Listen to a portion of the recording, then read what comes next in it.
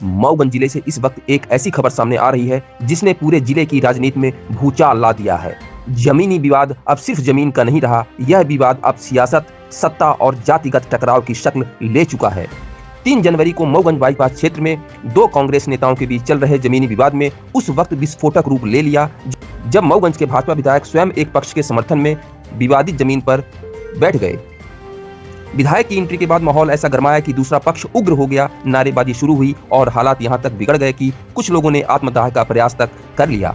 स्थिति बेकाबू होते देख विधायक को मौके से हटाना पड़ा। इसके बाद कहानी ने लिया और भी गंभीर मोड़। भाजपा विधायक के निजी सचिव रामानंद पटेल की शिकायत पर पुलिस ने 100 से 150 अज्ञात लोगों के खिलाफ गंभीर धाराओं में मामला दर्ज कर लिया। आज शनिवार को पुलिस ने ढरनी, हेडवार और गुहेटा गांव में दबिश देकर 8 लोगों को गिरफ्तार कर लिया। गिरफ्तार किए गए लोगों में अनिल पांडे उर्फ लल्लू सहित और लोग शामिल हैं। मेडिकल जांच के बाद सभी को न्यायालय में पेश किया गया, लेकिन गिरफ्तारी के बाद मऊगंज की राजनीति में आग और भड़क गई।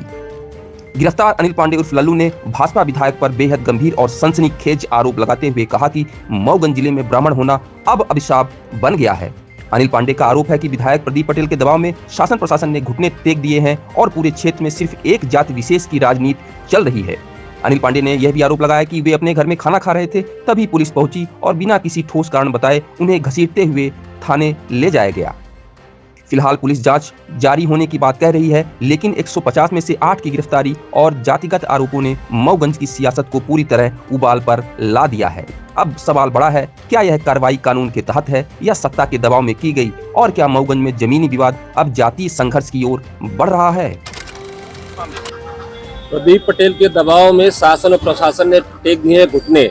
यहाँ सिर्फ एक जात की राजनीति हो रही, सिर्फ पटेल, तहसीलदार पटेल, आरआई पटेल, मऊगंज थाना प्रभारी पटेल, जनपद पटेल और नगर पालिका पटेल। ये ब्राह्मण की जमीन थी, प्रदीप पटेल से जबरदस्ती कब्जा करने की नियत से हमारे ऊपर फर्जी मुकदमा लगाए हैं। मुझे ये भी नहीं समझ में आ रहा है कि किस धारा में हम यहाँ ले आए हैं, यहाँ मेडिकल करवा के ले जा रहे हैं कोर्ट में। अब मैं ब्राह्मण हूँ, इसलिए मुझे परेशान किया जा रहा है।